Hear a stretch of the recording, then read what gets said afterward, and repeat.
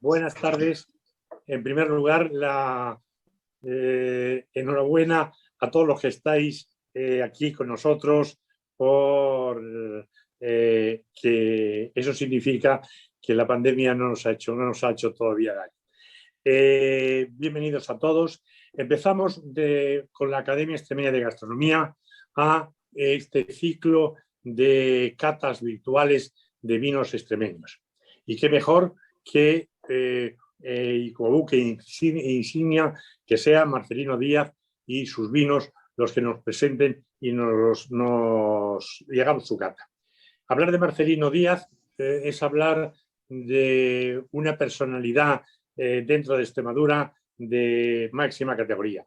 Ingeniero agrónomo, graduado en viticultura y enología, empresario viticultor, empresario también industrial, es el creador de los vinos que hoy vamos a catar, es miembro de la Asociación de Enólogos de Extremadura, jurado internacional, es académico de la Academia Extremeña de Gastronomía, es miembro de la Asociación Historia de Almendralejo, es colaborador de unas jornadas de viticultura de las escuelas universitarias, es autor de un libro sobre la historia del vino de Extremadura y autor de una comunicación a un congreso internacional de Hernán Cortés. Seguir hablando de él es quitarle protagonismo al vino, pero no a su persona, que es insignia y donde todos nos podemos reflejar. Es un extremeño culto, amante de su tierra, chica, almendralejo, que pone su alma de Extremadura en todo lo que hace y a todo lo que se dedica, como lo demuestra con estos vinos magníficos que vamos a tomar. Marcelino, gracias por tu primera colaboración, gracias por ser el buque estrella de nuestro programa dentro de la gastronomía y como que es un alimento, el vino, cae perfectamente dentro de nuestra academia y de nuestros estudios, y te cedo la palabra y te repito en nombre de todos y en nombre de la academia, enhorabuena y muchas gracias. Tiene la palabra Marcelino. Gracias, Paco, por esas elogiosas palabras y felicitaciones por todos los esfuerzos que haces en la academia. Es curioso que en tiempos de pandemia muchas instituciones, muchas asociaciones han disminuido o dejado todas las actividades que tenían. Sin embargo, aquí parece que es al revés. A más inconvenientes con la pandemia, más esfuerzo por tu parte y por tus colaboradores. Y lo digo por este inicio de estas catas que iniciamos ahora de vino, dentro de unos días será de aceite y continuarán de vino. O bien por las conferencias y bien por sobre todo por la revista Atril, desde el Atril, una gran revista que tenemos que felicitar por ello. Bien, dicho esto, pues vamos a iniciar a hablar de la cata y previamente vamos a poner un vídeo de la bodega para que tengáis un poquito cierta imagen. Está referido a la presentación del Cava Brut Rosé que hicimos en noviembre y que tal vez conoceréis algunos.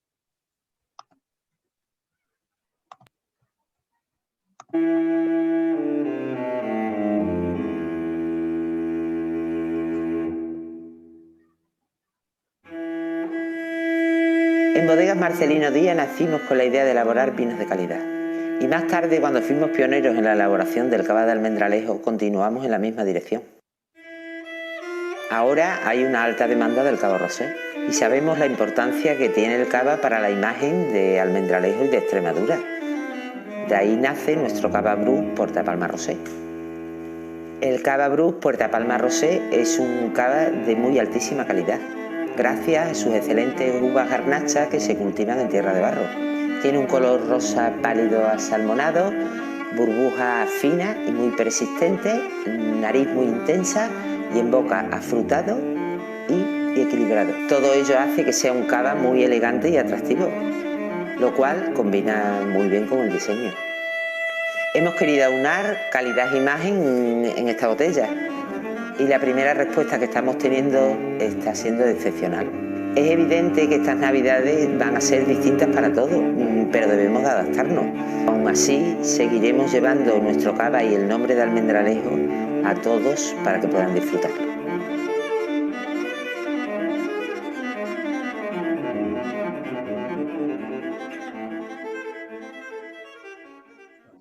Ahora ya, ¿no? Bueno, después de esta pequeña introducción con el vídeo, yo quería hacer unas palabras referente a la ventaja que las redes sociales nos proporcionan. Al mal tiempo, buena cara. Bueno, pues la posibilidad de hacer una cata desde tu casa y que te estén asistiendo a ella en diferentes puntos de España, como estamos aquí, los miembros de la Academia de Gastronomía, repartido por Extremadura y por Madrid, con Isabel y con Francisco y con varios más.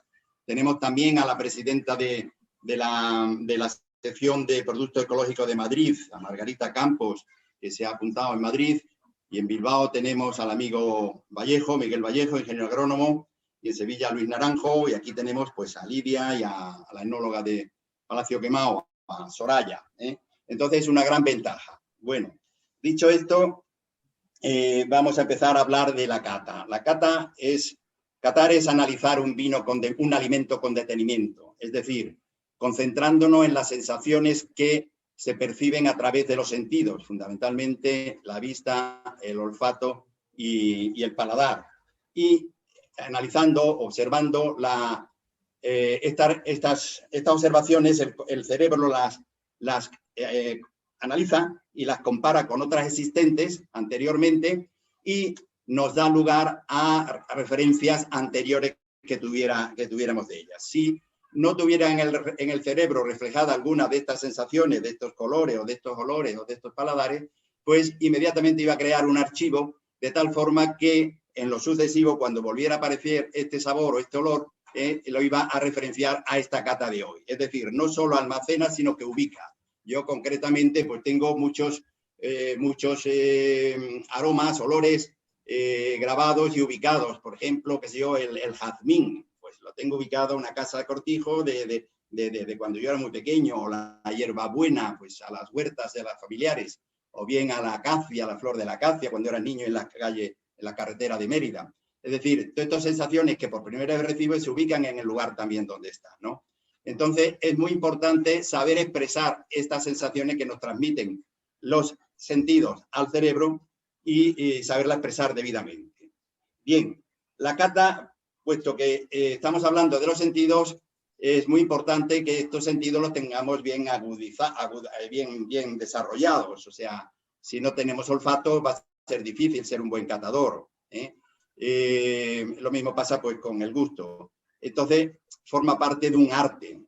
La cata en sí es un arte porque se intervienen los sentidos y entonces a más desarrollo de estos sentidos, más artista es uno. Pero también hay una serie de conceptos en la cata que están ordenados de principio a fin y que con la práctica de ellos se van ejercitando y se van conociendo y desarrollando. Es, por tanto, también una técnica. Y como se trata de unos alimentos, en este caso el vino, que están sometidos a una ciencia, a un proceso de elaboración científico o a un proceso de cultivo también científico, pues es fundamental conocer esa ciencia, ese proceso de elaboración para poder expresar y para poder entender mejor las sensaciones que recibimos a través de los sentidos.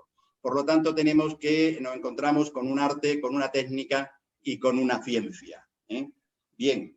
El concepto a la hora de catar, hay que saber expresar, como he dicho antes, los términos y expresarlo en los términos que se deben expresar, que deben ser correctos.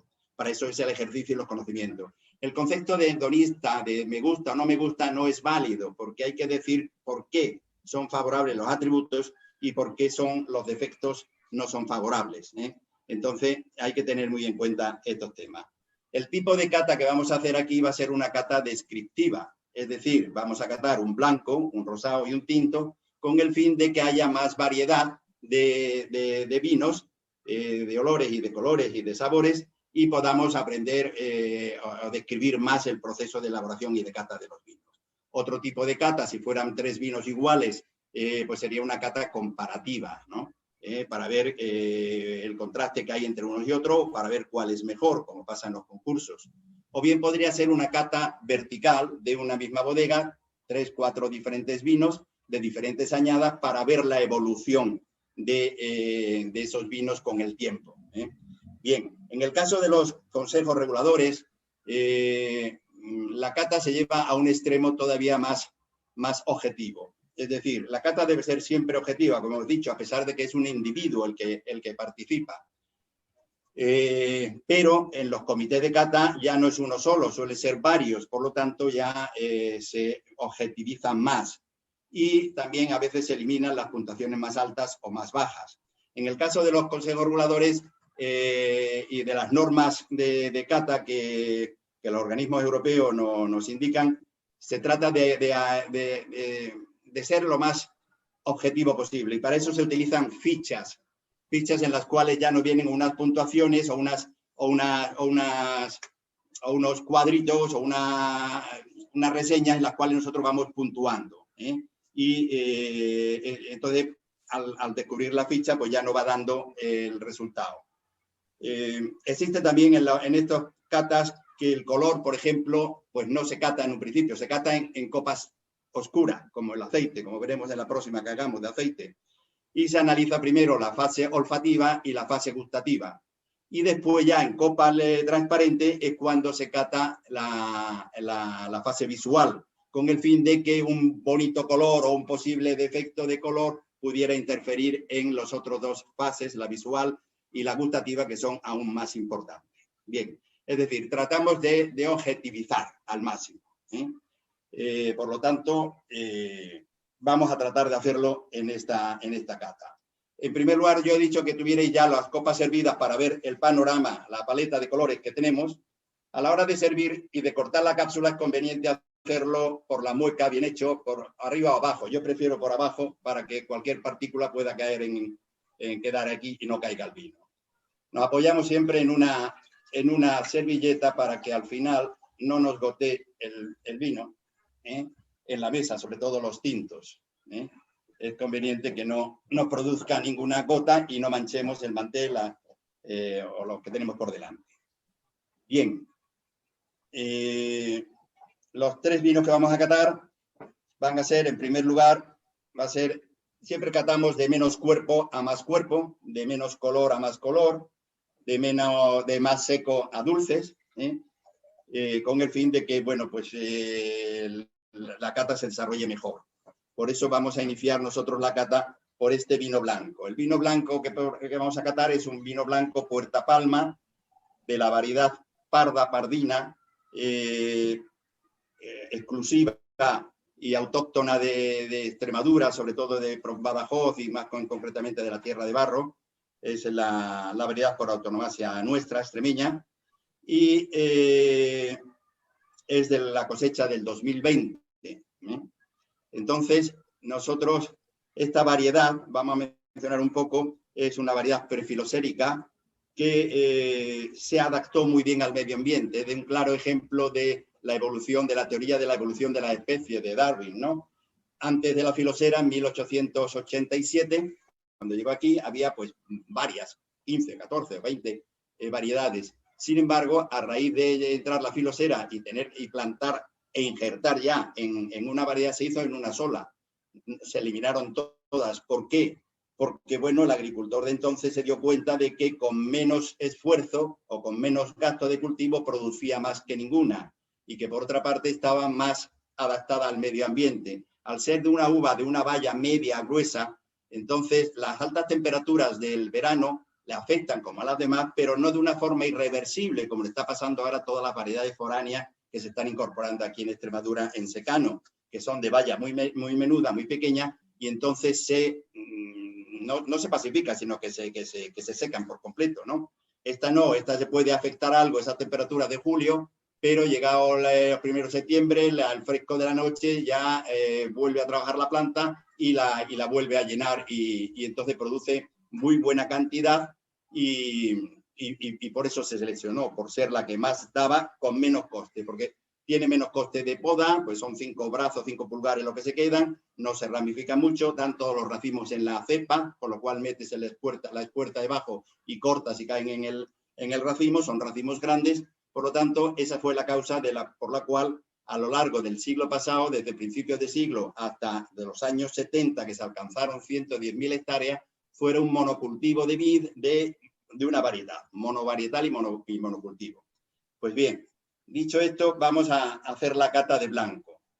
¿Qué le podemos pedir a un vino blanco? A un vino blanco, lo primero que hay que pedirle en la fase visual es la brillantez, o sea, que esté limpio, limpidez y brillantez. Estos dos conceptos siempre tienen. ¿Por qué? Porque es un proceso natural. El vino es el zumo de la uva sana, fermentada parcial o totalmente. Durante el proceso de fermentación, las levaduras toman la glucosa y el carbónico está moviendo totalmente el vino. Cuando acaba este proceso, no hay carbónico y se sedimentan todas las partículas, bien de las levaduras o bien de las partículas de pulpa de la uva, y cuando ya se han sedimentado por los fríos, se separa y se trasiega y se hace 1 o 2 trasiegos. Bien, al final, en noviembre y diciembre, de una forma natural, los fríos no han quedado totalmente limpio el vino, y por eso queremos que el vino esté limpio y brillante. Si no lo está, si estuviera turbio, es porque tiene alguna alteración microbiológica o alguna quiebra férrica o cúprica, ¿no? Y por lo tanto hay una enfermedad, hay un problema. Eso nos lleva a exigir que los vinos blancos sean sobre todo brillantes y limpios, que tengan una gran limpidez.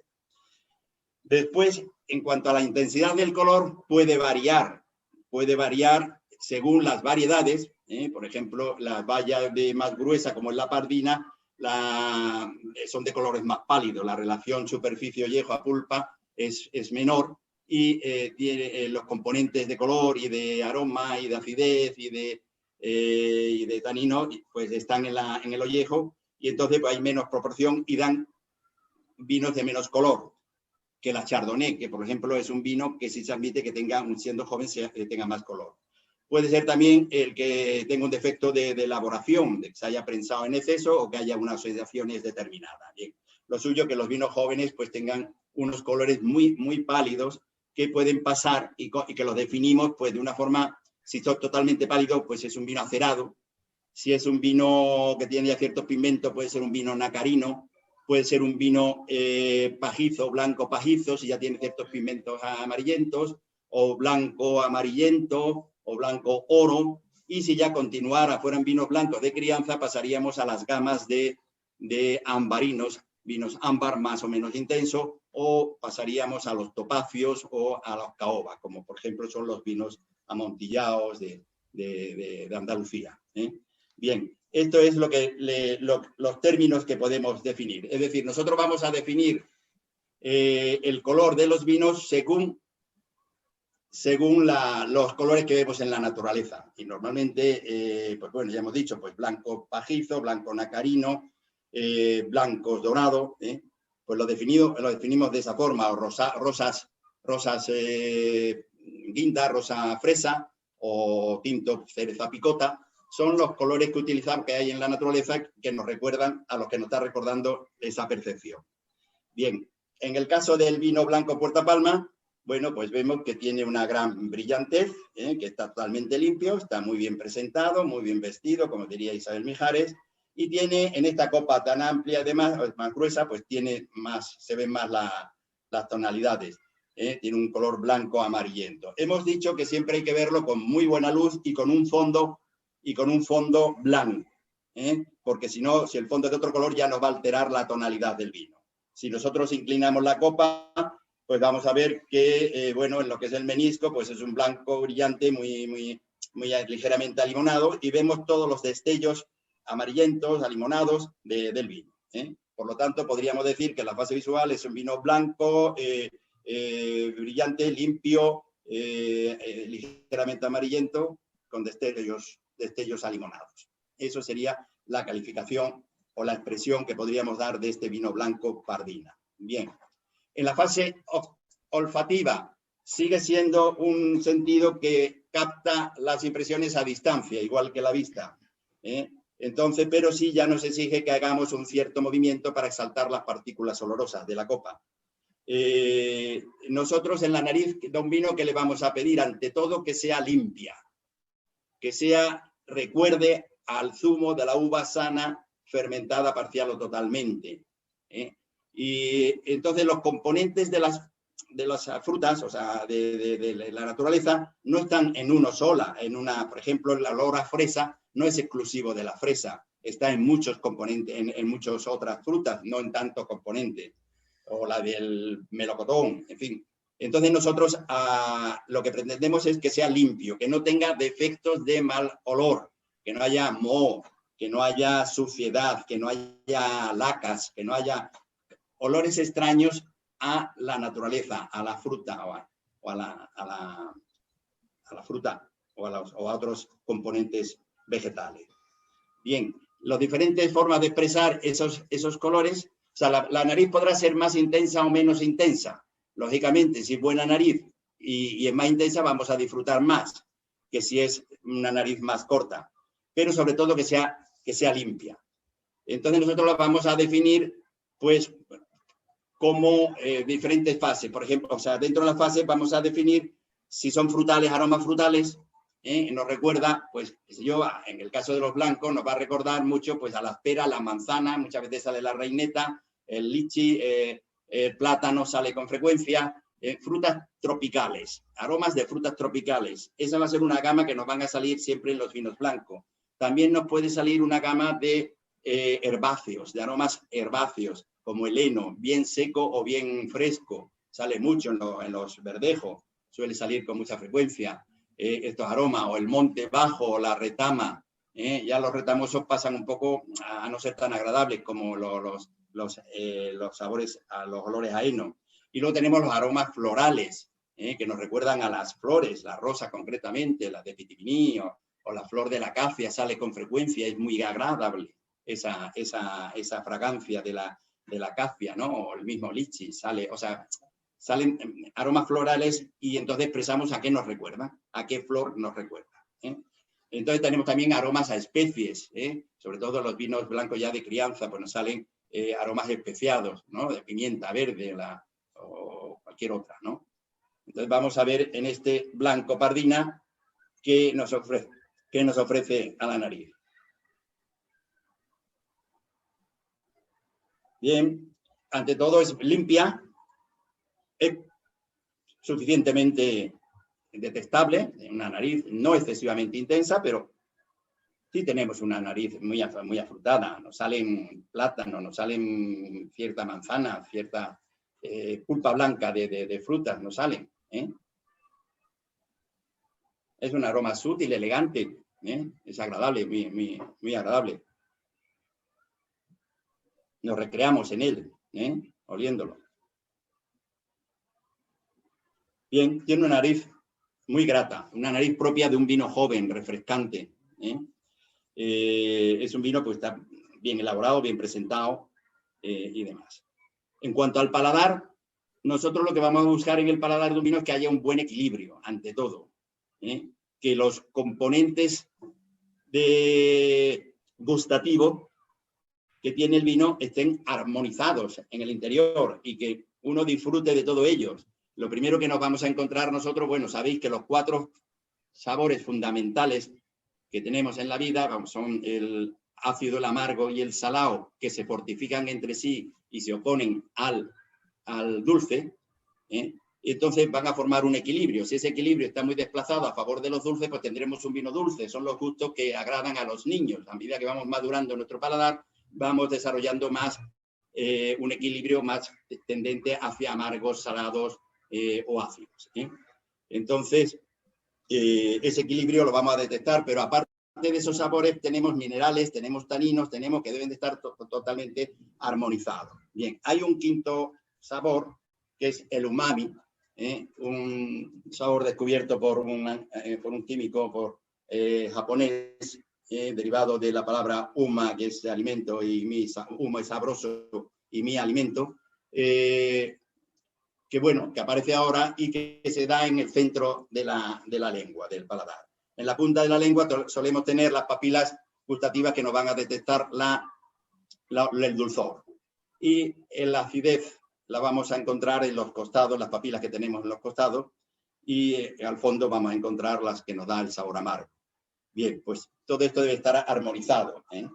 Entonces, lo primero que debemos buscar es un equilibrio, que esté equilibrado el vino. Equilibrado en cuanto a alcohol o en cuanto a alcohol y ácido. En el caso de los vinos secos, el dulzor que se opone a los demás sabores es el que le confiere el alcohol.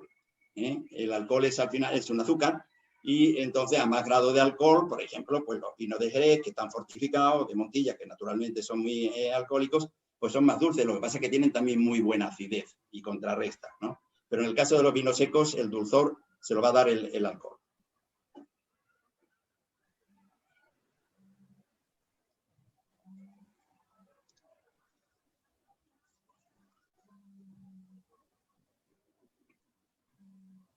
Bueno, si veis al paladar, el ataque es seco, pero luego vemos que es un vino muy suave, muy untuoso, está bien equilibrado, quizás debería tener algo que siempre buscamos aquí más, algo más de acidez, me gustaría que tuviera ahora mismo, pero bueno, tiene un buen equilibrio, y es un vino pues untuoso, sabroso, bueno, pasa muy bien por el paso de boca, es muy grato, es muy agradable, no hay aristas. Sabéis que Messier Puisset, amigo de Isabel Mijares, pues tiene descrita la cata con expresiones geométricas, ¿no? Cuando un vino es suave, agradable como este, con cierta acidez, pues lo puede clasificar como, no sé, entre una elipse y algo más de punta. Pero si fuera más redondo, como han sido los vinos de Extremadura, cuando tenían 12, 13 grados y poca acidez, pues eran vinos vinosos, serían vinos muy redondos, muy esféricos, que no te dicen nada, que son insulsos. El vino tiene que tener, el paso por la boca tiene que tener gracia, ¿no? Y sin embargo, si tiene mucha arista, pues puede ser un rectángulo, un cuadrado, o si ya es muy, muy agresivo, puede ser un triángulo, ¿no? Así lo clasifican y demás. Bueno, pues algo de eso hay en el paso de paladar. Este vino tiene un posgusto, que es la sensación que recibimos cuando lo hemos ingerido, pues que perdura, tiene cierta persistencia y es agradable.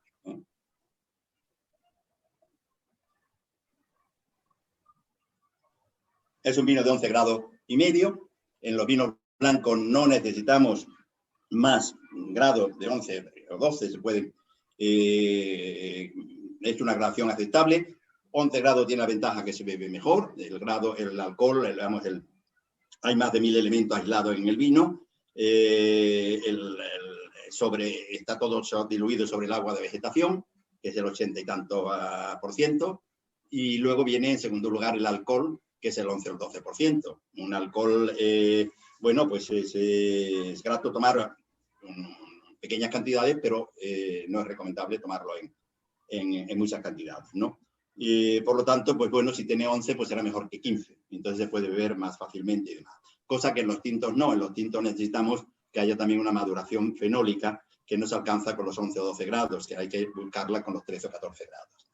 Bien. Y este es el comentario que haría sobre el vino blanco Puerta Palma. Si ahora alguno de los asistentes queréis hacer algún comentario sobre este vino, luego ya al final haremos sobre la cata o sobre cualquier otra cosa, pero si alguien quiere comentar algo de este vino, que lo haga.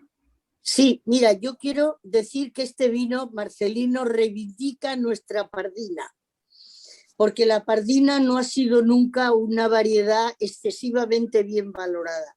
Y sin embargo, este vino demuestra que cuando está bien hecha la pardina y bien elaborada, puede ser un vino, ocupa bien la boca. O sea, francamente creo que es una buena manifestación de lo que se puede conseguir con una pardina bien hecha. Sí, es un vino que invita a tomarte otra copa, que invita. Exacto. Un vino de segunda copa. ¿Alguna intervención más?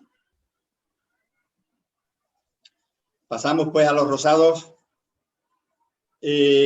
¿Cómo definiríamos los vinos blancos? Proceden de uvas blancas, también se pueden hacer de uvas tintas. Un blanc de noir, que diría Vivi, que acabo de verle.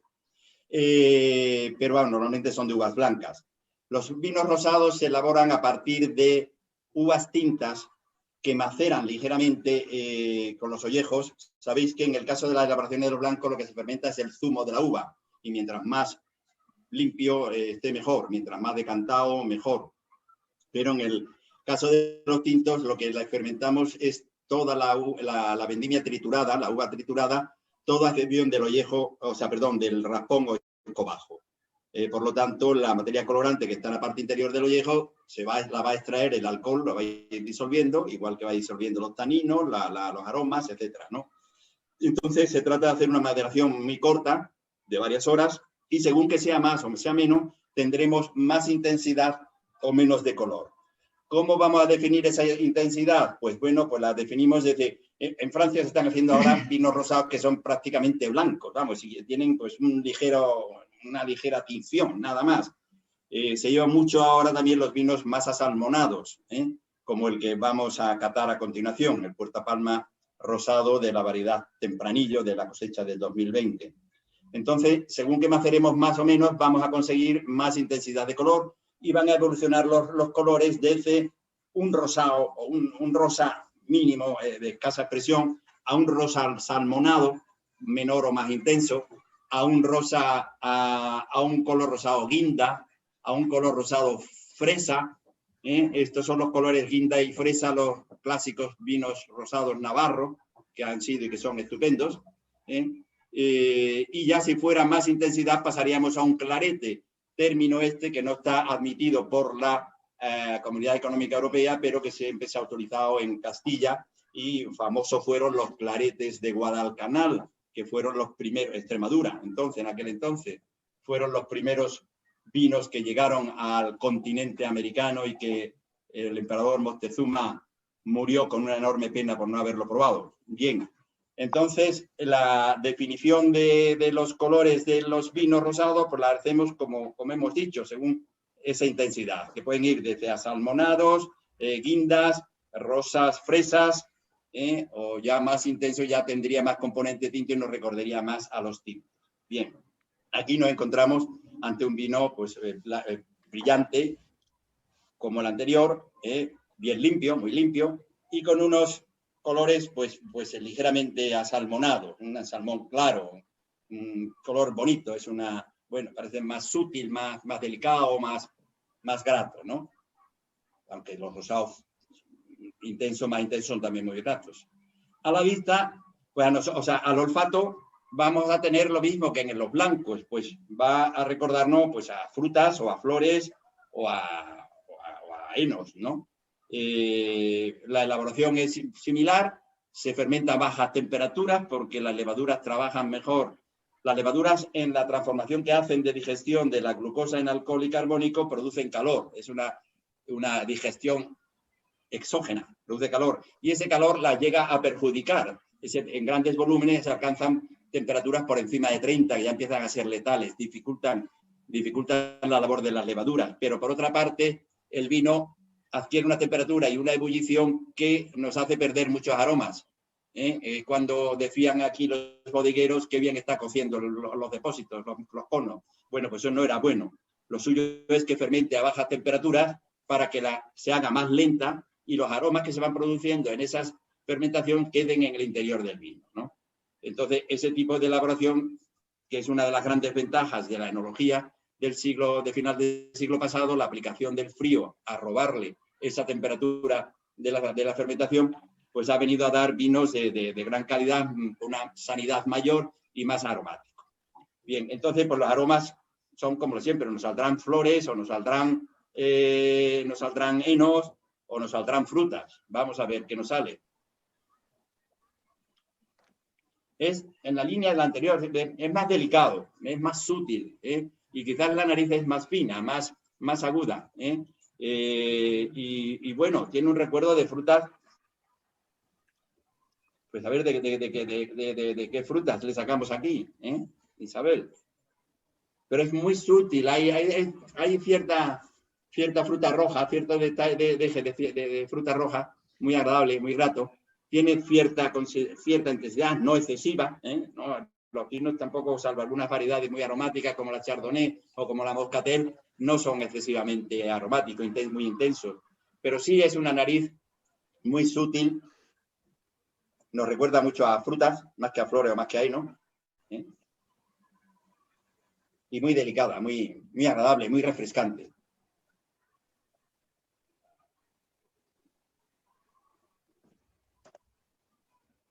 Al paladar veis la diferencia con el primero. hay ya más expresión, hay cierta tanicidad, una escasa tanicidad, pero muy grata, que no la encontrábamos en el blanco. Lógicamente, macerado algo con los ollejos, pues le ha obtenido tiene algo más de acidez.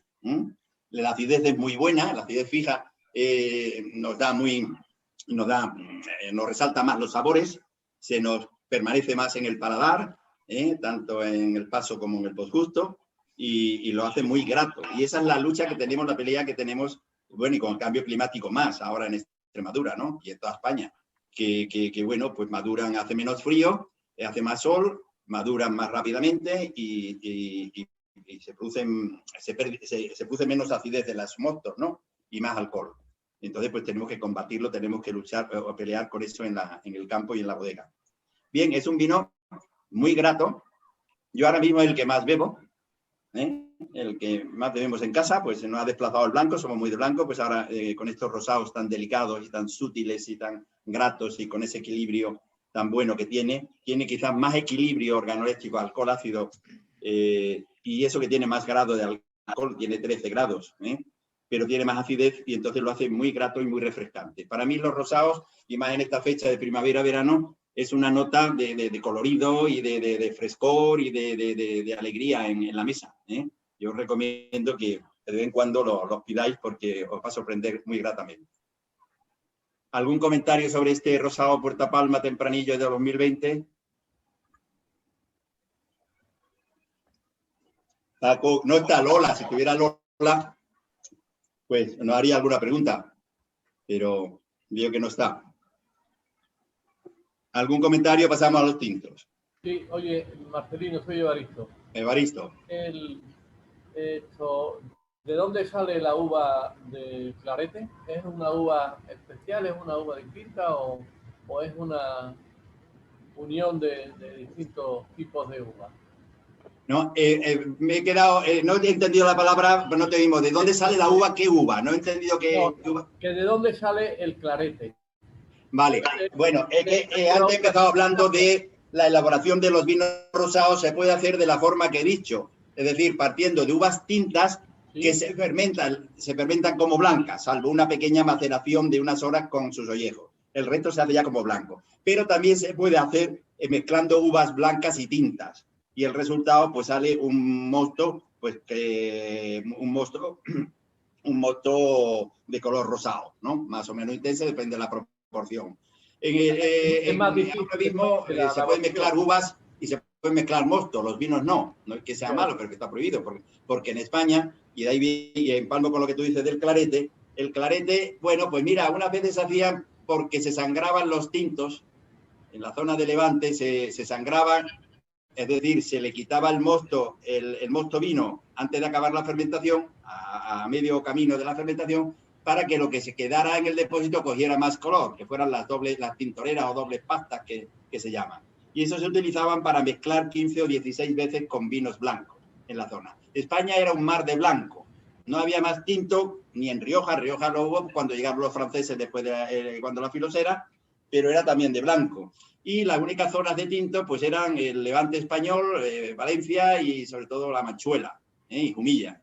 Ahí producían vinos de mucho color y que se demandaban tanto en España como en Alemania, porque además tenían mucho grado. Entonces encabezaban o revalorizaban, digamos, los vinos tintos alemanes, que eran más ácidos, de menos gradación y de menos color. Bien, esa era por una parte el término. Aquí el clarete viene también de la mezcla de uvas blancas. Aquí en Extremadura los vinos de Pitarra son vinos blancos que se elaboran como tintos, en cascado, con sus madres. Pero dentro de esas variedades blancas ya de por sí coge un cierto color ojigallo.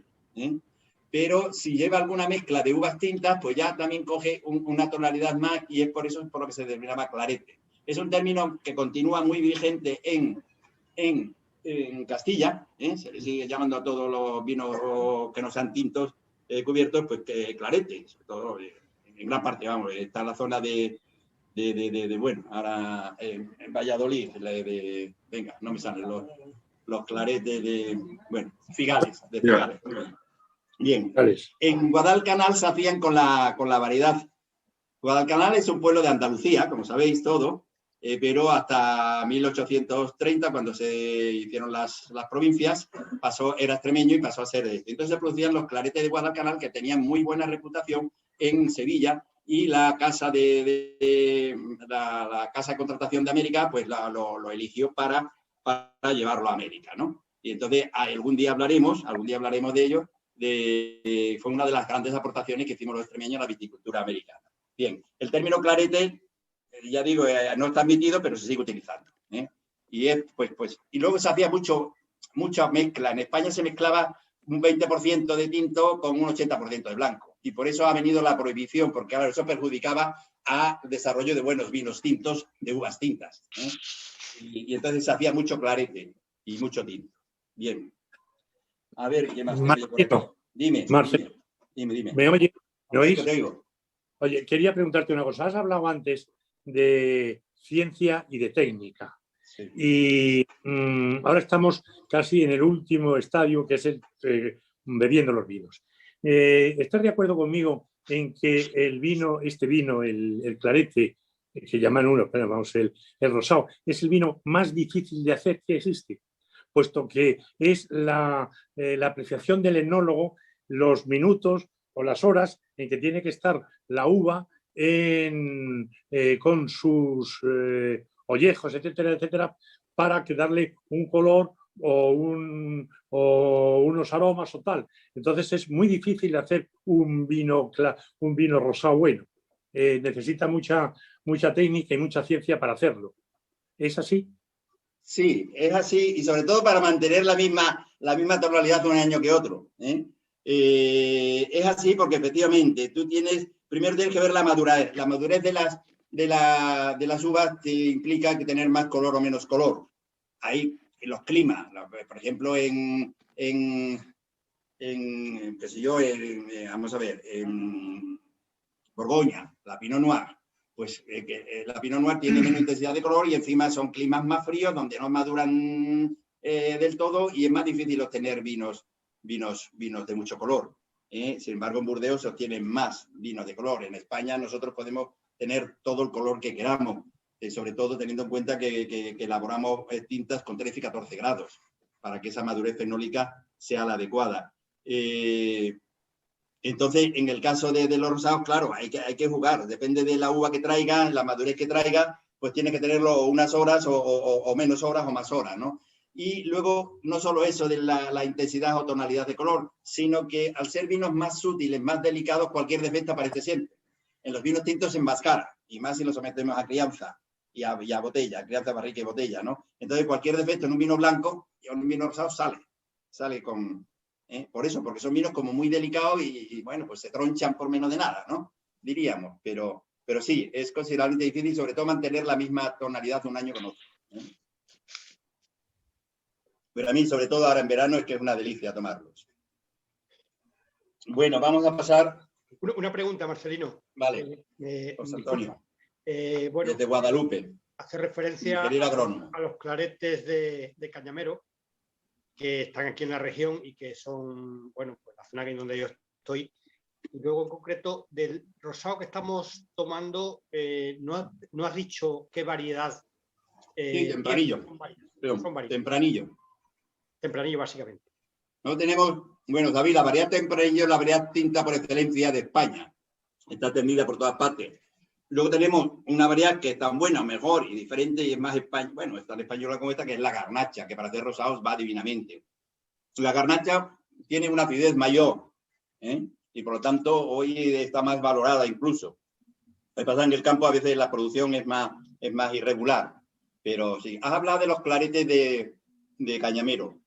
Claro, eran vinos encascados y por eso son claretes. Bueno, y luego fermentar. ¿Qué ocurría? En Cañamero, en los conos en la superficie se desarrollaba una nata, la flor del velo, el velo de flor, y tenía cierta crianza en el cono, en la vasija, en la tinaja.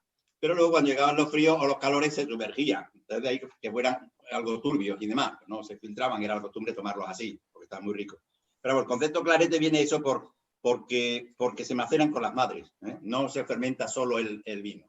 A pesar de que casi toda la uva que había en Cáceres de vinos de pitarra eran casi todas blancas. Hoy ya hay vinos de pitarra tinta. La gente ya ha incorporado variedades distintas. Pero bien. Pasamos al vino tinto. Perdón. Se incorpora Lola, que acaba de llegar, y aquí la tenéis recién vacunada. Ya te echábamos de menos, Lola. Tú que te apuntas a todas las catas que hay, pronto vas a ver más que la Mijares de vinos. Es que me han vacunado, Anda, pues eso es bueno, doble alegría. De todas formas, los que bebemos vinos, yo creo que no necesitamos mucho la vacuna. Marcelino. Me parece a mí que el... Perdona, Luis. Tenía una duda, ¿eh? O sea, el rosado fermenta, el mosto fermenta con el ollejo o antes de fermentar, o sea... No llega a fermentar prácticamente, no. El vino tinto, cuando tú trituras la uva y la echas en los depósitos, tarda unas horas en fermentar. Entonces, lo que hace es macerar ligeramente y coger cierta tinción. Y luego ya lo sangras, lo separas de las madres y lo fermentas aparte. Ya, pero que no está fermentado con el ollejo, ¿no?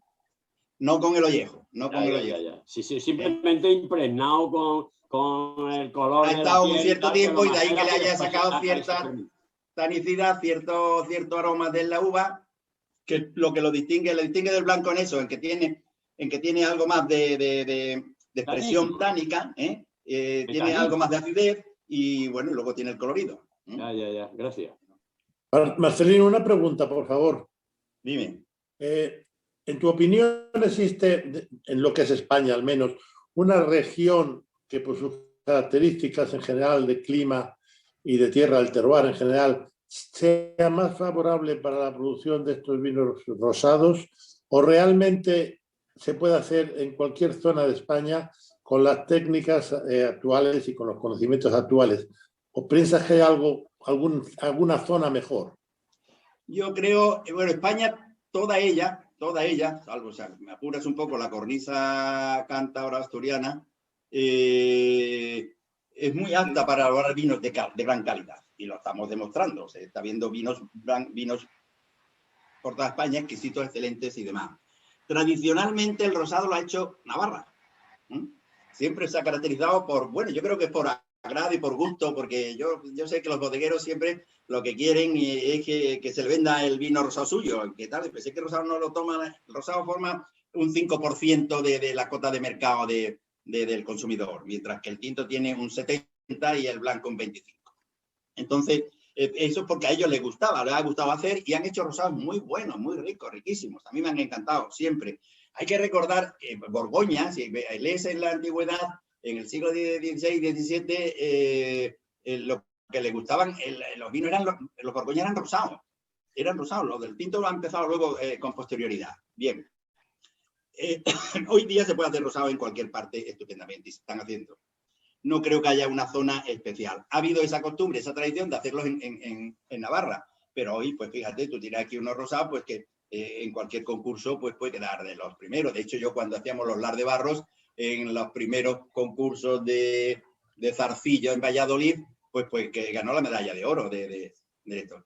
Yo creo que es la técnica, es lo que ha dicho Paco Saupa antes, que es el saber acertar con el estar ahí y llevarte el colchón a dormir allí a la bodega, y cuando hayas cogido la muestra y veas que tiene la tinción, sacarlo inmediatamente, fermentar, hacer la fermentación debidamente y bueno, es dedicación, es delicadeza, pero se puede hacer en cualquier parte de España. Gracias. Bueno, pasamos al mundo de los tintos, que es el mundo del gran consumidor, parece que no hay más vino que el vino tinto. Yo discrepo de esto, porque a mí me gustan todos los vinos que sean buenos, y cada vino tiene un momento, cada vino tiene su momento, tiene su comida, tiene su esto. Nosotros vamos a catar un vino tinto con crianza, me he ido para pasar de jóvenes a crianza, para que veamos los componentes gustativos de los crianzas, que denominamos Teodosio, en honor al emperador Teodosio I el Grande, el último emperador romano que mantuvo el Imperio Unido. Luego lo dividió en dos, el oriente para Arcadio y el occidente para Honorio. Y entonces este emperador mandó construir un disco, un misorium, que en Constantinopla, con plata hecha en plata de Constantinopla, en el siglo IV, y apareció en Almendralejo en 1847. Hablamos de globalización ahora, pero fijaros qué cosa más curiosa, ¿no? Es un disco misorium de 75 centímetros de diámetro y 18 kilos de plata, y 18 kilos de peso. Es misorium porque lo llevaba el auriga, delante, lo llevaba alzado en señal de que aquí estaba la autoridad. Antes no había correo electrónico ni había esto, entonces el que tuviera la representación del emperador era el que era la ley, ¿no? Bien, pues esto apareció aquí. ¿Por qué? ¿Cómo? Bueno, parece ser que fue un regalo al Vicarium Hispanarium de Mérida, de Lusitania, en compensación por el apoyo que le hiciera este vicarium al emperador, enviándole trigos, enviándole vino, enviándole ejército, caballos, etcétera, ¿no? Y entonces lo compensó. No hay constancia de que exista otro disco de estas dimensiones en el mundo romano. Podía habérselo regalado a cualquier otro emperador, a otro vicarium hispanario de las Galias o de Tarraconensis o de donde fuese, ¿no? Lo cierto es que esto se encontró aquí. ¿Por qué se encontró? Porque cuando invaden los bárbaros el Imperio Romano, al llegar a Mérida, bueno, este señor tendría una quinta aquí en Almendralejo, una villa, la zona de Mérida era toda con el río muy pantanoso y entonces pues todos los romanos se extendieron por todos los arroyos y afluentes y tierras fértiles que había alrededor, ¿no? Y ahí establecieron sus villas, sus casas y pasaría su tiempo. Entonces lo enterraría ahí junto con 2 copas de plata grandes y aparecieron en 1847 pues quitando la mala hierba de la tierra, de la viña, ¿no? Entonces eran 3 empleados, 3 obreros y el dueño pues lo repartieron una copa para cada uno y el disco lo partieron en 2. Una gran pena, pero bueno, ahí está. Esto lo vendieron para el museo, para el British Museum, que se enteró, la gente aquí se supo que se había encontrado un tesoro muy importante, tal cual, y gracias al marqués de Monsalud, que contactó con la Real Academia de la Historia de España, un primo suyo, pues decidieron deshacer ese trato y comprarlo y que se quedara Hoy día se encuentra en el Museo Arqueológico de Madrid. Es una pieza, y aquí tenéis una réplica exactamente igual que en el ayuntamiento, que es digna de verse, porque es junto con la Dama del Che, las 2 obras arqueológicas de más importancia de la península ibérica. Bien, en honor a eso, hicimos este vino y hicimos también una ruta enológica, una ruta a caballo en Calesa por los viñedos, por el lugar de Sancho donde se encontró él. Cuando queráis la academia podemos hacer una visita a Almendralejo y haremos esa ruta en Calesa o a caballo. Bien, entonces es un vino ya tinto con crianza, son de los viñedos más antiguos que tenemos y tiene una crianza en barrica de 1 año, es del 16, cosecha del 16, tempranillo 100%. Y entonces hablaba de la elaboración de los vinos tintos. Pues bueno, en lugar de ser como los blancos y rosados, que es el zumo de la uva sana, lo que hacemos aquí es fermentar todo el componente de la uva, a excepción del raspón o escobajo. Va a macerar el alcohol que se va a ir produciendo en la fermentación, va a ir disolviendo todos los componentes que, como he dicho, están en la parte interior de los ollejos. De ahí que las variedades más pequeñas tienen más atributos, tienen más color, porque la relación superficie a volumen de la pulpa es mayor y por lo tanto tienen más concentración de polifenoles, de taninos, de materia colorante, vamos, en general, de aroma, de acidez. Si a eso luego lo unimos, y esto lo va a ir disolviendo el alcohol, entonces va a ir concentrándose, aumentando. Si maceramos durante más tiempo, pues vamos a conseguir más color, más cuerpo, más complexión, más estructura. Esta complexión, este cuerpo, esta estructura se la va a dar todos esos componentes que tiene el vino y que los trae el alcohol. Y también se lo da el alcohol. Un momento, por favor. En los vinos blancos y rosados hemos dicho que, bueno, suelen ser de menos graduación, pues tienen 11 grados. Entonces, el cuerpo se lo da ese alcohol, ese volumen de alcohol, y se lo dan los componentes minerales, orgánicos que tiene el vino, ¿no? Que es el extracto seco. Es lo que queda al evaporar un vino. Pues en un vino blanco rosado hablamos de 19, 20, 21 gramos por litro de extracto seco. en un vino tinto de 13-14 grados, pues vamos a hablar de 24, 23, 25 gramos por litro de extracto seco. Y esto es lo que nos va a dar el cuerpo, el volumen, junto con ese mayor volumen de alcohol, ¿vale? Entonces, en los vinos tintos, pues lo primero que vamos a detectar va a ser, bueno, por supuesto, siempre la limpidez. Y de aquí, al tener tanto cuerpo, a tener más cuerpo, pues necesitaremos una lámpara o verlo en el menisco, en el extremo final del menisco, ver la limpidez, la brillantez y la tonalidad. Bien, nosotros vamos a hablar en la fase visual de dos conceptos. La intensidad de color, que la vamos a denominar capas. Quiere decir, si un vino tiene 10 capas de color, que se puede mezclar con 10 copas de vino blanco iguales y sigue siendo tinto. Entonces, esto es la intensidad de color. Normalmente la vemos de arriba a abajo. Aquí nos encontramos ante una intensidad de una capa media alta. Tiene bastante intensidad, tiene bastante cuerpo.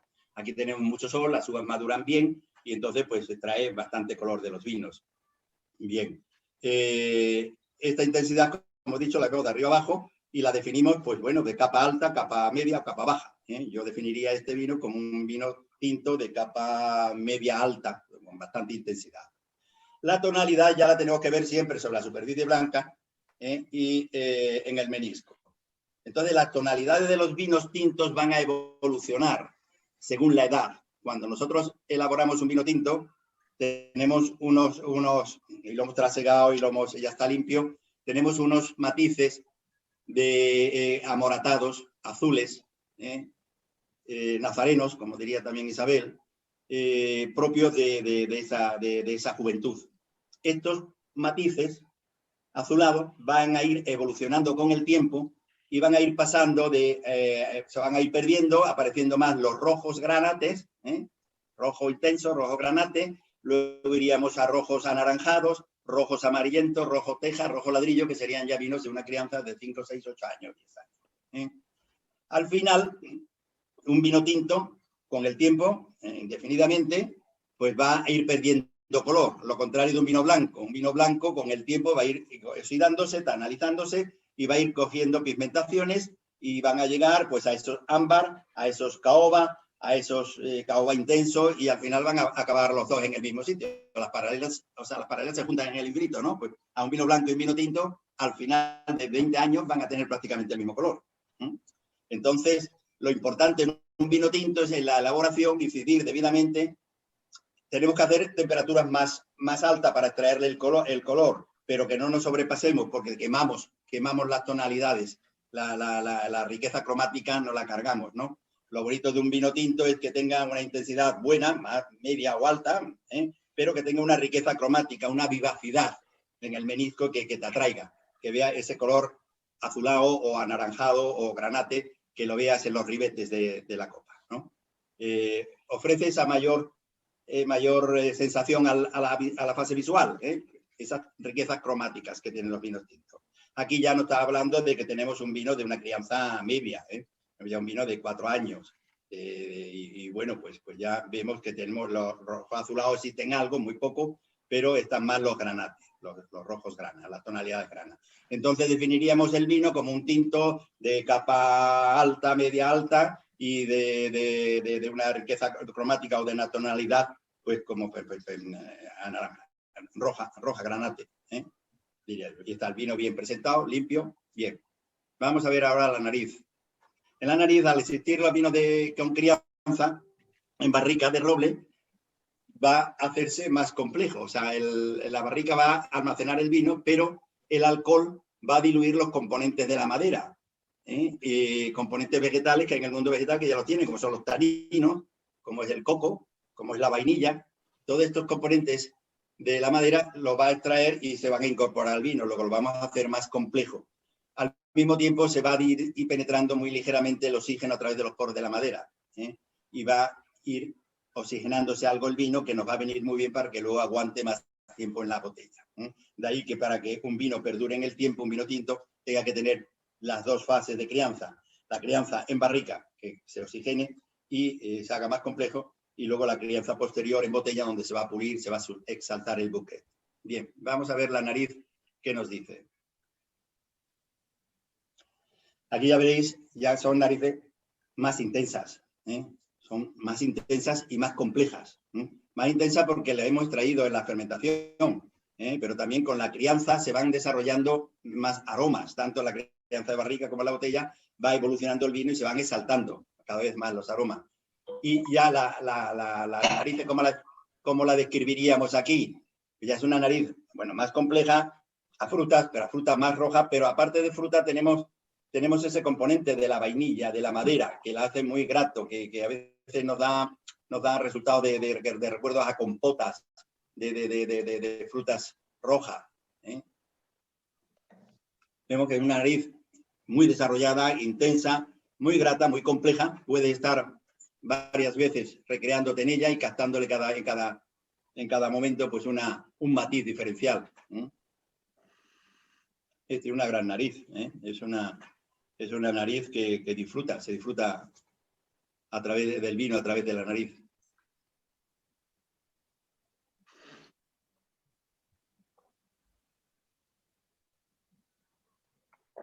Al paladar vemos ese cuerpo, esa compresión, esa estructura que nos da esa tanicidad de la elaboración y de la crianza en barrica. Cuando nosotros catamos un vino lo que hacemos es desmenuzarlo. Y entonces, pues bueno, le sacamos virtudes y defectos, pero en esa desmenuzarlo podemos encontrarnos, por ejemplo, aquí a alguien le podría resultar que hay una expresión tánica ligeramente acentuada o elevada. Bueno, el conjunto que está acostumbrado a tomarlos, no, pero si ahora comemos con esto vino tinto, esa tanicidad que ahora a alguien le pudiera resultar un poco... Tenemos aquí a Miguel Vallejo, ahí en Bilbao. Saludos, Miguel. Me ha costado mucho entrar, no sé si me oís. Vale, bueno, vas a llegar a lo que a ti te gusta, el tinto. Me gustan todos, como las chicas. Ya lo sé, Miguel. Bueno, que hablando de la tanicidad, en los tintos es necesaria para luego comer, si no se nos quedaría chico.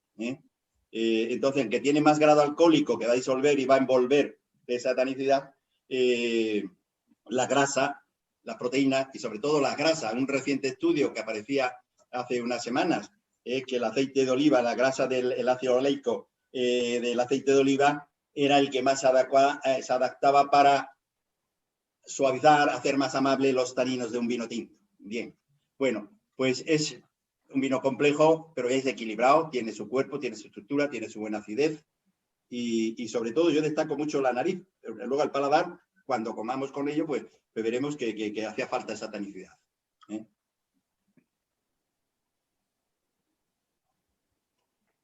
Es de la variedad Tempranillo, como he dicho.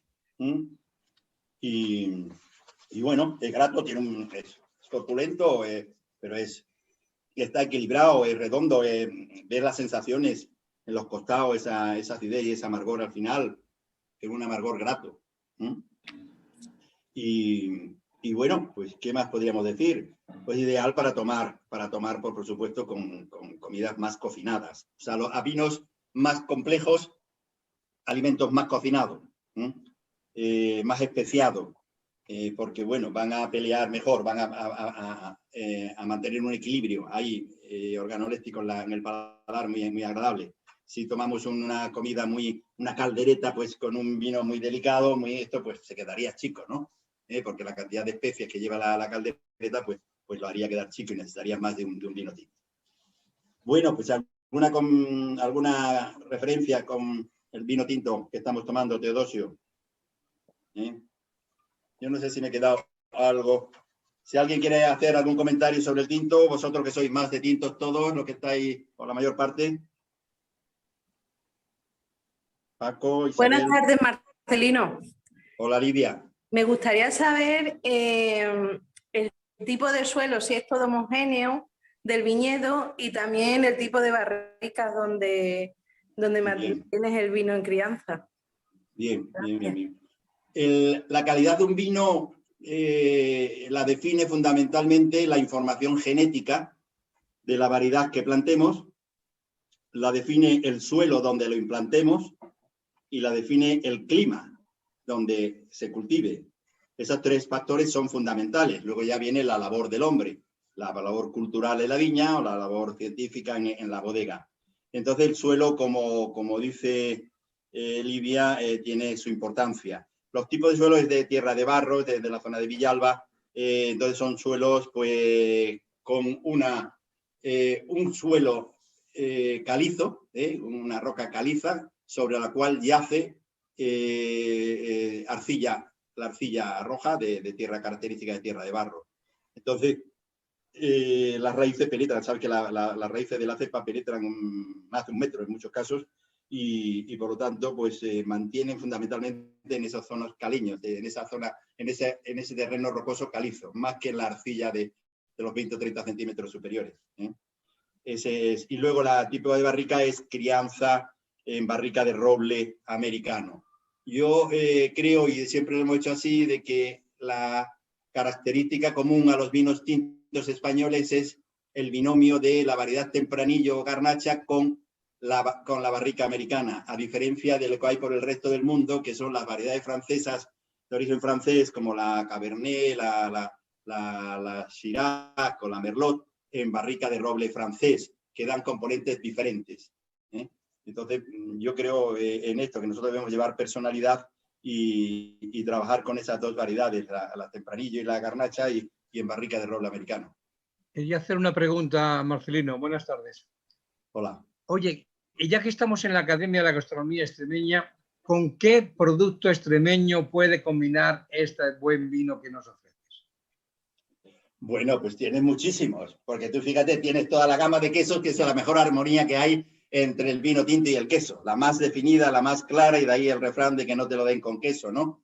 Pero luego tenemos todas las carnes de corderés, tenemos todas las carnes de las terneras de Extremadura, Tenemos, pues fíjate, bueno, y no dejemos para atrás el cerdo y con todos sus embutidos y demás, Los vinos tintos van con alimentos que tengan una composición de proteína y de grasa abundante y que luego estén cocinados, pues bueno, con esos componentes que tiene más la especie.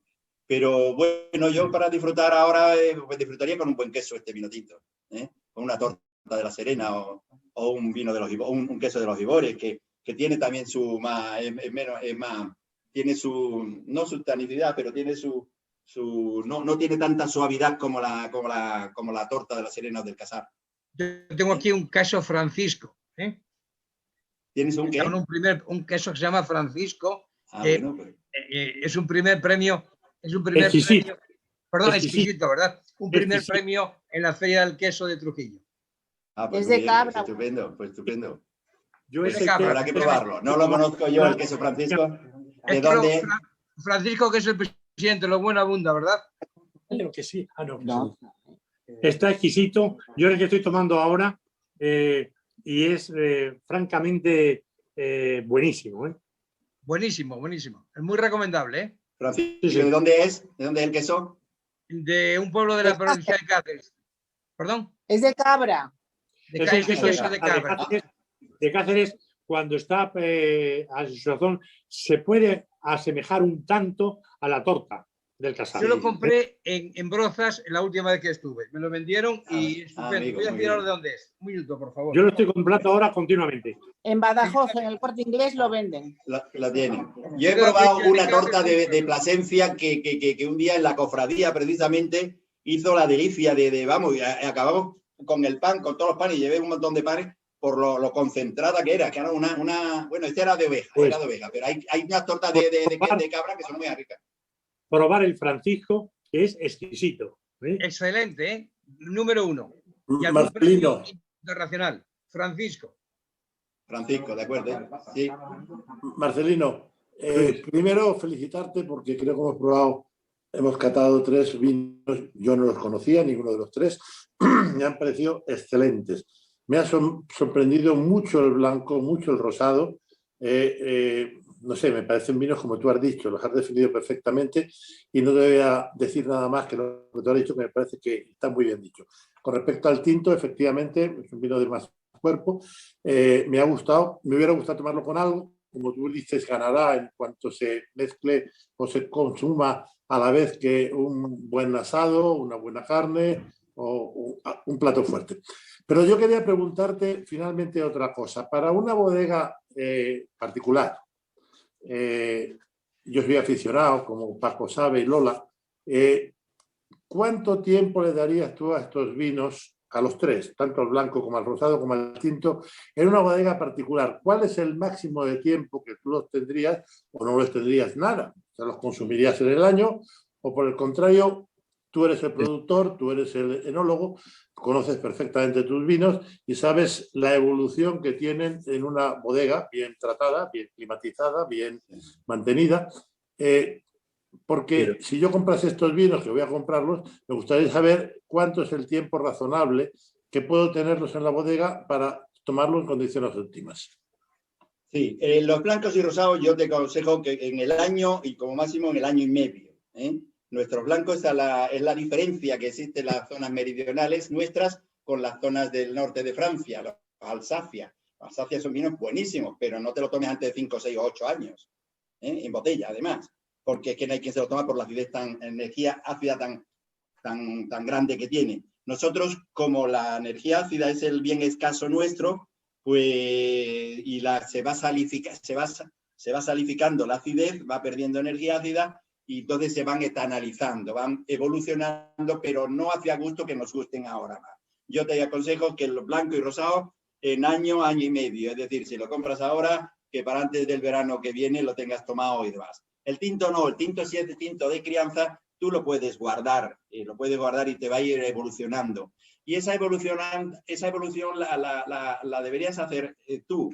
Es decir, si tú ves que hay un vino tinto que te gusta de crianza, pero que oye, que si lo dejarías considera que podía estar mejor, pues y se va a acabar, pues lo coges y lo guardas y vas a ir disfrutando de ello. Pero si no hay esa necesidad, yo no te aconsejo de que guardes más de 2 o 3 años. Mira, yo tengo guardado aquí toda la colección de vinos de Lar de Barros desde el 86. Desde el 86 hasta el 2000. Pues fijaros, el 86 todavía está excepcional, pero excepcional. Sin embargo, el 87 no, fue más endeble. Pero el 86 tiene unos aromas de tofe, de café con leche, y que es impresionante. Llama la atención cuando abrimos la botella esa, si el corcho no se nos ha ido ya. Están en una bodega muy fresca, muy húmeda y se conserva bien. Pero vamos, yo no aconsejo, salvo que os gustaran mucho los vinos muy evolucionados, cosa que en España gusta menos, en Francia, en Europa, japoneses, se dan por tener vinos del siglo pasado, pagan lo que haga falta por tener vinos pasados. O sea, de lo que yo tengo aquí, yo se lo doy a mis amigos, de verdad, no, ya tan criado, tan esto, no me gusta y tal. Sin embargo, si viene cualquier señor de fuera, te pagaría lo que fuese por ello.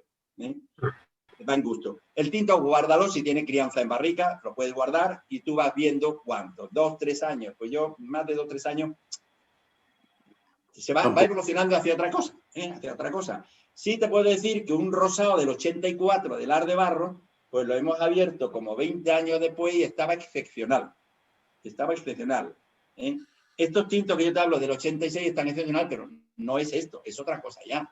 Está excepcional sobre todo para olerlo, para no cansarte de olerlo. Puedes pasarte toda una tarde oliéndolo y sacándole aroma y más, o para tomar con una torta de la Serena, suave, porque hace una armonía muy buena con ella, pero no le pidas otra cosa. Entonces, muchas gracias. Yo esto, en cuanto antes, los blancos y rosados, tómatelo en cuanto antes, y el tinto, pues, también, si te lo toman antes, eso que llevas para... Yo me lo tomaría ya. Yo me lo tomaría ya porque está excepcional. Marcelino, mencionaste algo de la caldereta y este vino me parece que iría maravillosamente con la caldereta. Este sí, por supuesto que sí, pues tiene cuerpo, tiene estructura, tiene complexión, tiene esa tanicidad. El vino se ha inventado para comer. El vino no es para desglosarlo, tenemos que hacerlo porque nos gusta averiguar esos matices, sacar esos matices, comprobar y tal. Pero el vino se ha inventado como parte, como alimento necesario para la ingesta de los alimentos sólidos. Es el aporte hídrico de la comida, ¿no? Entonces, lo bueno es que haya esa armonía. Este tiene estructura para esa caldereta, claro que la tiene. Oye, yo quiero aportar que hace tiempo lo armonizamos con una caldereta de cordero especiada y iba súper bien. Sí. El vino con una caldereta de cordero. Sí. Es que casualmente yo preparé una caldereta de cordero anteayer y ahorita dentro de unos minutos me la voy a comer con este vino, porque me parece que el vino está espectacular.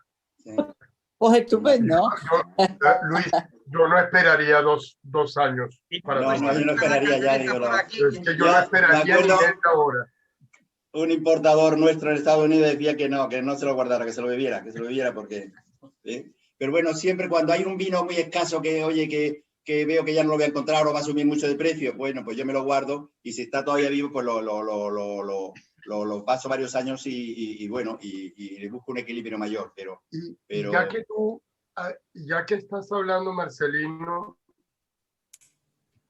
del aceite de oliva, que me pareció una idea magnífica.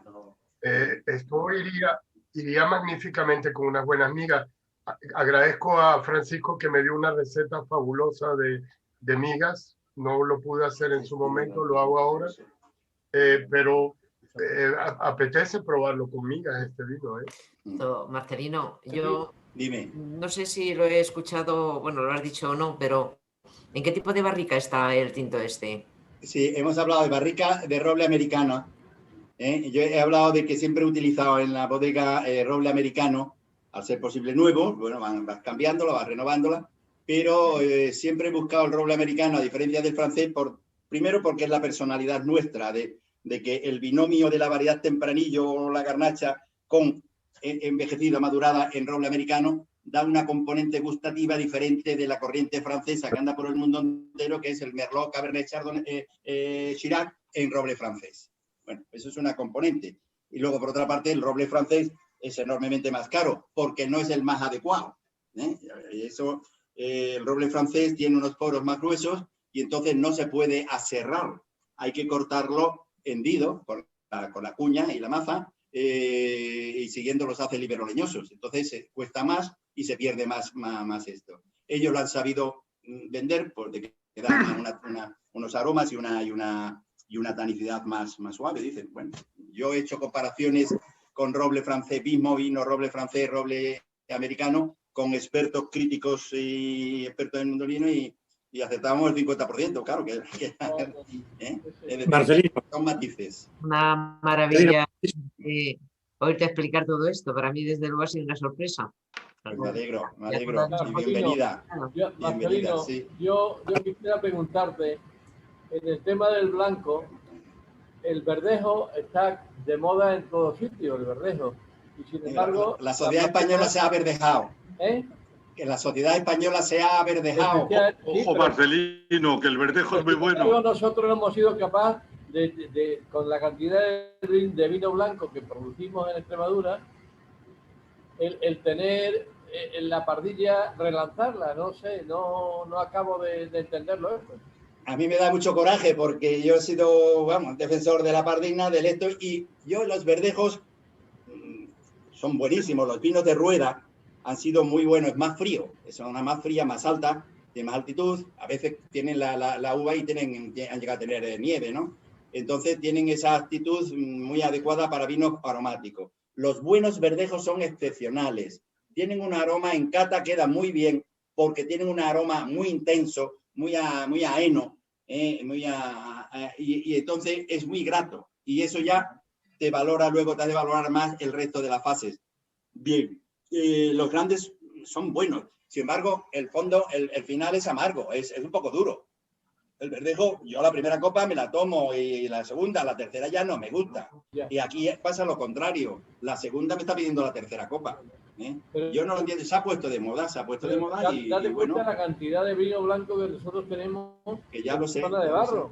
La cantidad de vino que se ha llevado, de caldo que se ha llevado a Jerez y a todos sitios. Y sin embargo no hemos sido capaces esto de rueda es que ha abordado a todo el mercado. Sí, lo ha abordado. Todo el mundo pide verdejo. Ya, en la zona de Extremadura pedir verdejo no tiene mucho sentido. Y a mí me molesta, a mí me enfado mucho. Me ha sacado un tema de que a mí me enfada porque bueno, y a veces me enfado con el camarero porque vamos, que en Almendralejo vaya, oye, trae un vino, un verdejo. Digo, verdejo. ¿Viste? Pero es que no tenemos vino aquí en Almendralejo para tomar. Mejor es que en ningún lado. Es que no lo comprendo, ha sido un gran acierto ha sido un desacierto para la denominación, porque no han debido, porque ahora lo llaman por el nombre, por la variedad y no por la denominación, rueda. Eso se la ha dejado. De hecho, ya la propaganda que hace pide un verdejo de rueda. Eso ha sido un error de la denominación, de no haber apoyado el nombre de la paraguas, de la denominación. Pero bueno, yo no lo comprendo porque es un vino un poco duro. Es un poco duro para tomar. Y más en personas menos habituadas a tomar vinos. No lo he comprendido nunca. Lo que pasa es que se ha hecho el nombre igual que... Aquí hay tres cosas en España. O sea, España, fijaros, es el mayor viñedo del mundo. Es la tercera productora de vinos del mundo y somos los últimos de nuestro entorno en consumo. O sea, producimos 50 millones, 47 millones este año y pico, cerca de 48, y consumimos 10. Los 30 restantes hay que malvenderlos. Antes se quemaban para hacer alcohol y más, ahora hay que malvenderlos. Este año no se acaba de, porque las bodegas están llenas de vinos del año pasado y de este. Entonces, eso no es anormal. Y dentro de ese poco consumo que tenemos en España, que son 17 litros por habitante año, cuando estudiábamos en Madrid teníamos 76 litros por habitante y año en España. Y ahora con 45 millones de españoles y 80 y tantos de turistas, que no teníamos entonces, consumimos 17 litros por habitante y año. Eso, o sea que el español no consume nada prácticamente. Y de eso consume pues Rioja, Rueda y Ribera. Entonces es muy difícil vender o el vino local o esos tres vinos. Entonces es muy difícil vender vinos cuando nos dicen, bueno, es que no hacéis nada, que no hacéis nada. Bueno, sí se hace, pero tú consigues meterlo y al cabo de un año te dicen, oye, llévatelo porque es que no lo vendo. Está en la estantería y es que tenemos esas tres variedades muy metidas, esas tres zonas muy metidas y no hay que saque. Yo será por el precio. Bueno, no, los precios, eso de que los vinos extremeños son caros, si vamos a cualquier lineal de las grandes superficies, tenemos vinos excepcionales de estos blancos y rosados por 2 euros y pico. Y por 5 y 3 y 4 y 5 euros. Que luego hay una marca determinada que hace poca cantidad y se permite venderlo más caro que otra que produce 1000 veces más en Rioja. Pues sí, pero no que sean caros. El vino no es caro. Entonces está fallando el marketing, seguro. No, falla la respuesta esta que tenemos, que te he dicho, que es que somos los terceros productores del mundo y somos los últimos en consumo. Si no hay consumo, y de Madrid para abajo, ahí está Miguel, que en Bilbao pues, da gusto, en Rioja da gusto, en Galicia, que es los que más consumen, ahí da gusto. Marcelino, qué bueno, vamos a tener que ir terminando porque Marcelino, ya tertulia sobre vinos y no una tertulia de catas. Ha sido interesantísimo todo lo que nos has dicho. Es la primera medalla que se va a poner la academia con esta cata tuya. La vamos a colgar, por supuesto, está comunicada a todas las academias, a las academias internacionales, iberoamericanas, y la dejaremos colgada también en el atril. Entonces, muchísimas gracias, enhorabuena, y os emplazo para el tema de los aceites. Los aceites, que serán el día 29, vamos a catar, que son catas completamente diferentes. Mirad que la cata del aceite es la única que está regulada por decreto, la única de todos los productos. Hablaremos de ella y probaremos 3 aceites diferentes y entre ellos monovarietales, una que seguramente no conocéis o lo conocéis muy poco, un tipo de aceituna, pero no lo quiero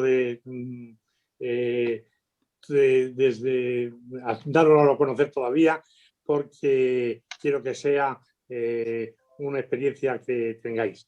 Recibiréis 3 botellas, el que quiera hacer esa cata en sus propios domicilios como ahora, como será siempre, y con unos vasos especiales de cata, no los auténticos porque son carísimos, pero sí lo suficiente para que podáis catar todas las cosas. Marcelino, cierra tú el tema. Enhorabuena, muchísimas gracias y ha sido un lujo oírte, escucharte y aprender contigo.